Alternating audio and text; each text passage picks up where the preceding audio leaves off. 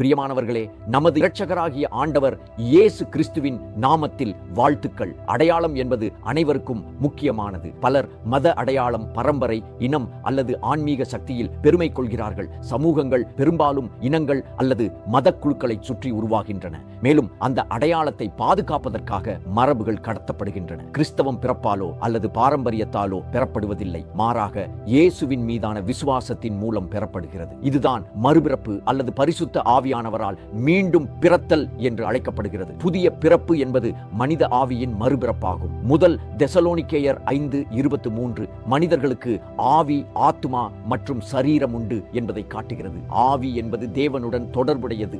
ஆத்துமா என்பது மனம், சித்தம் மற்றும் உணர்ச்சிகளை உள்ளடக்கியது.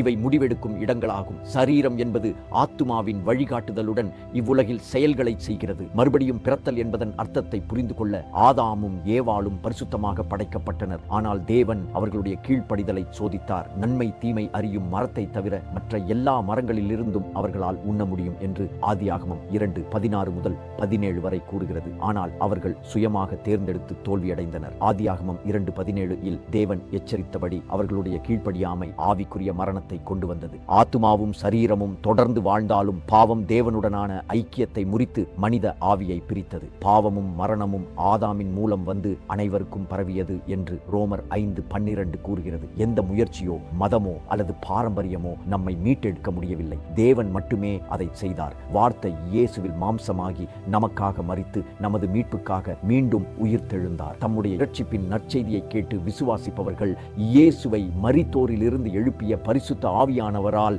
முத்திரையிடப்படுகிறார்கள் என்று எபேசியர் 1:13-14 வரை கூறுகிறது. யோவான் 1:12-13 வரை கூறுகிறது. இயேசுவை ஏற்றுக்கொண்டு விசுவாசிக்கிறவர்கள் இரத்தத்தினாலோ மாம்சத்தின் சித்தத்தினாலோ மனிதனின் சித்தத்தினாலோ பிறக்காமல் தேவனால் பிறக்கிறார்கள். ஆகையால் ரோமர் 10:9-10 வரை கூறுகிறது. இயேசுவை ஆண்டவராக அறிக்கை செய்து தேவன் அவரை மரித்தோரிலிருந்து எழுப்பினார் என்று விசுவாசியுங்கள், அப்பொழுது நீங்கள் ரட்சிக்கப்படுவீர்கள். பரிசுத்த ஆவியானவர் புதிய ஜீவனை கொடுத்து தேவனுடனான ஐக்கியத்தை மீண்டும் நிலைநாட்டுகிறார். நீங்கள் எப்போதாவது உங்கள் பாவங்களை அறிக்கையிட்டு இயேசுவை உங்கள் இரட்சகராக ஏற்றுக்கொள்ளும் ஜெபத்தை செய்திருக்கிறீர்களா? இல்லையெனில் நீங்கள் ஒரு பாவி என்பதை உணர்ந்து உங்கள் பாவங்களை மன்னிப்பதற்காக இயேசு கிறிஸ்து சிலுவையில் மரித்து உயிர்த்தெழுந்தார் என்று விசுவாசிக்கிறீர்களானால் இவ்வாறு ஜெபியுங்கள். ஆண்டவரே, என் மேல் இரக்கம் காட்டும். இயேசு கிறிஸ்துவை என் இரட்சகராகவும் ஆண்டவராகவும் அறிக்கையிடுகிறேன். பரிசுத்த ஆவியானவரே, எனக்கு புதிய ஜீவனை கொடும். இயேசுவின் நாமத்தில் ஜெபிக்கிறேன். ஆமென்.